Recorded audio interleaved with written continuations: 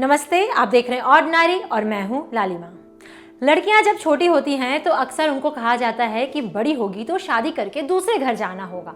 माने बचपन से ही लड़कियों के मन में ये बात डाल दी जाती है कि बस उन्हें शादी करके विदा होना है। कंडीशनिंग ही ऐसी कर दी जाती है कि लड़कियां चाहकर भी इसका विरोध नहीं कर पाती। वो उस बात को एक्सेप्ट कर ही लेती हैं कि उनकी विदाई होगी और ससुराल में जाकर उनको रहना होगा। लेकिन आपको ये जानकर हैरानी होगी कि हमारे ही देश में एक राज्य ऐसा है जहां शादी के बाद दुल्हन नहीं बल्कि दूल्हे की विदाई होती है। वो राज्य है मेघालय। सुंदर सा राज्य है, घने जंगल हैं, झरने भी कई सारे हैं, खूबसूरती से भरी हुई जगह है। यहाँ गारो, खासी और जयंतिया जनजाति रहती हैं। खासी जनजाति के लोग सबसे ज़्यादा हैं। मेघालय के नियम सबसे अलग हैं। सबसे अलग माने भारत के बाकी हिस्सों में रहने वाले लोगों से काफ़ी अलग हैं। हमारे देश की सोसाइटी को लोग पुरुष प्रधान समाज कहते हैं। माने ऐसा समाज जहां आदमियों को सबसे ज़्यादा अधिकार मिले होते हैं। खैर, संविधान ने तो आदमी और औरत दोनों को ही बराबर माना है, लेकिन प्रैक्टिकली होता क्या है ये आप और हम सब जानते हैं। लेकिन मेघालय ऐसा राज्य है जिसके लिए कहा जाता है कि ये स्त्री प्रधान राज्य है। आखिर मेघालय को स्त्री प्रधान राज्य क्यों कहा जाता है, बताते हैं।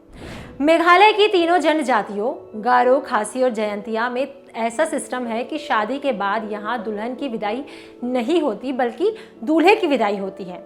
लड़का शादी के बाद लड़की के घर जाकर रहता है।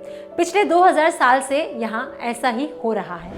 मेघालय के रहने वाले पेडिंग ने राज्यसभा टीवी को दिए एक इंटरव्यू में कहा, शादी के बाद हम लड़की के घर में रहते हैं, इसमें कोई दिक्कत नहीं है।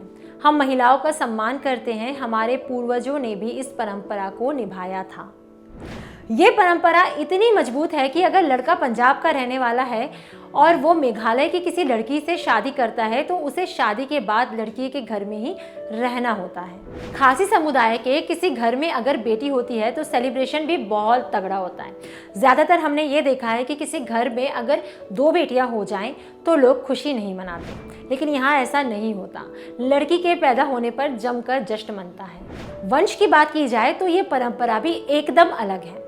यहाँ लड़की के नाम पर ही वंश चलता है, यानी अगर किसी पति पत्नी के घर बच्चा होता है तो वो बच्चा अपनी माँ का नाम सरनेम के तौर पर लगाता है। मेघालय में खासी संस्कृति में माँ बाप की प्रॉपर्टी पर पहला हक भी बेटी का होता है। खैर, भारत में कानूनी तौर पर माँ बाप की प्रॉपर्टी पर बेटा और बेटी दोनों का हक होता है, लेकिन फिर वही बात हो जाती है यही कि कानूनी हक मिलने के बाद भी बहुत ही कम जगहों पर लड़कियों को प्रॉपर्टी में हिस्सा मिल पाता है। लेकिन मेघालय का सिस्टम काफ़ी अलग है। यहाँ तवज्जो लड़कियों को ही मिलती है। कस्टम के मुताबिक किसी परिवार की सबसे छोटी बेटी को प्रॉपर्टी मिलती है।